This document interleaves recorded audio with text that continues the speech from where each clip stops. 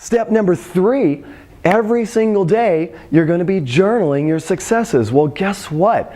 I am giving you, by the end of this video, you're going to have more successes to journal. So I'm looking for a minimum of 5 successes that you have created in your life towards your fitness goals every single day. Make sure you journal them just like you are right now. All we're doing is we're just simply expanding the number of successes that you are putting down on paper because you have more tasks to accomplish. And you know what? If you really commit yourself to it, you'll find that these tasks are not hard to do at all. And very quickly, even if there's a little struggle in the beginning, it's going to get very, very easy, especially as you document and keep track of the successes that you have. So that means for everything that I'm asking you to do in these videos, that you actually accomplish during the day, and I know you will. If you're really committed, you will do it.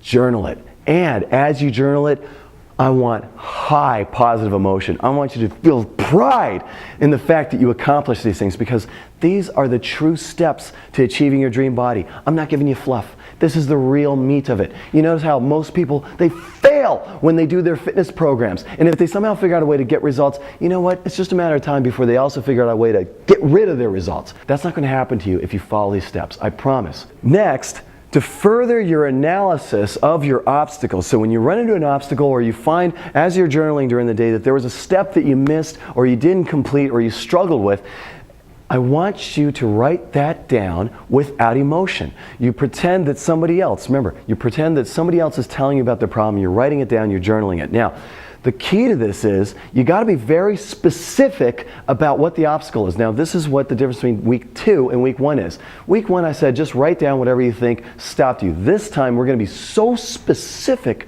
about what it was that stopped you. So one of the examples I gave you in week 1 was, well, I didn't create the time. Well, what was it? What specifically? What do you mean you didn't create the time? Is it that you went by through the entire day and you just, you told yourself you're going to exercise and you thought that you're going to do it when it was convenient? Well, that's a little different than not creating the time, isn't it?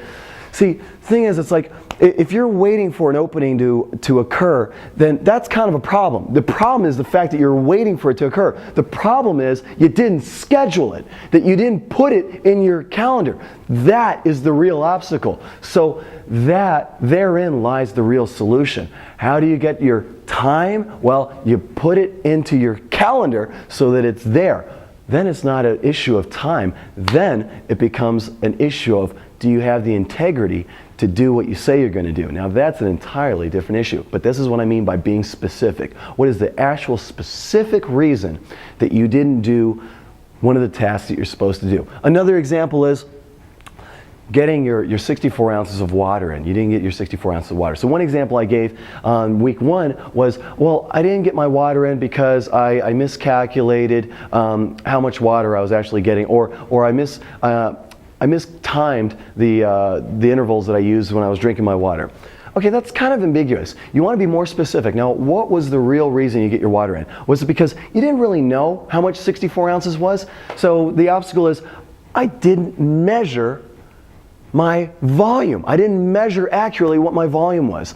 Or I did not have a system in place to remind me that I needed to drink my water. And therein lies the solution.